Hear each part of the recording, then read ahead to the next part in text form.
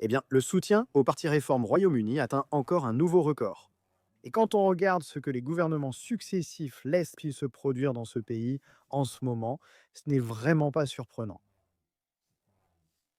Avant de parler du nouveau record de soutien pour réforme, regardons simplement la réalité de ce qui s'est passé.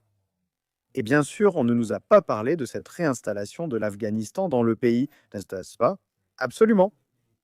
C'est complètement insensé que d'anciens combattants talibans vivant maintenant au Royaume-Uni après avoir été évacués ici, comme l'a rapporté le Télégraphe.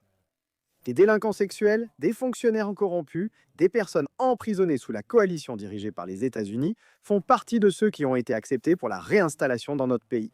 Et selon plusieurs sources haut placées en Afghanistan, le processus d'évacuation a été infiltré par des individus ayant des liens avec les talibans qui ont exploité le système.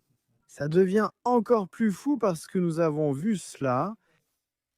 Un article du Télégraphe alléguant que certaines de nos familles de militaires se sentent désormais en danger sur les bases où un grand nombre d'Afghans ont été relogés.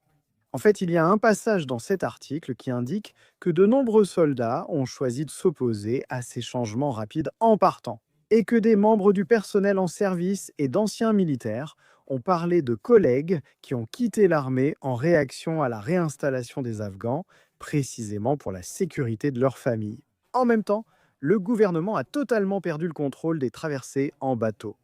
Et un pathétique 1% seulement de ceux qui arrivent illégalement dans ce pays ont réellement été poursuivis depuis que le Parti travailliste est arrivé au pouvoir. Il était maintenant très clair que le public en a assez. Un sondage majeur partagé avec le Times. 69% du pays pensent que la Royal Navy devrait maintenant être impliquée, seulement 18% disent le contraire. Et bien sûr, cela ne s'arrêtera pas. Rien de tout cela ne s'arrêtera tant que, fondamentalement, les bateaux ne seront pas ramenés en France. Ceux qui arrivent sur de petits bateaux ne sont pas autorisés à rester ici. En effet, découvrez maintenant que la réforme dans le milieu des années 30 atteint maintenant 34 dans le dernier sondage. C'est une avance de 14 points par rapport aux travaillistes et plus du double du niveau de soutien des conservateurs qui restent en déclin. Sous Kemi Badenoch, je suis sûr qu'ils auront bientôt une sorte de concours de leadership. À un moment donné, mais regardez. Découvrez maintenant, et ils rendent très très clair qu'ils pensent que d'autres instituts de sondage pourraient en fait sous-estimer le soutien pour réforme, et ils soulignent que dans la période précédant les élections locales en mai, découvrez maintenant, Réforme a obtenu 29% des voix, soit 4 points de plus que la moyenne des sondages. Donnant à Réforme une avance de 8 points sur le Parti travailliste, ils ont fait une prédiction bien plus précise de ce qui s'est réellement passé lors des résultats des élections locales, comparé à moins d'un point d'avance à l'époque, qui était la moyenne des instituts de sondage. Maintenant, si ce sondage actuel de Find Out Now se confirme dans les urnes, ce que vous verrez, c'est ceci, et c'est vraiment extraordinaire. 397 députés pour réforme. Les libéraux-démocrates obtiendraient 79 sièges, se plaçant en deuxième position derrière les travaillistes. 64 et les conservateurs réduisent à peine à 20 députés. Et c'est juste un autre signe des temps. Ici, quand on regarde ce qui se passe en Écosse, ce n'est plus le Parti travailliste contre le Parti national écossais. La politique écossaise a changé de visage.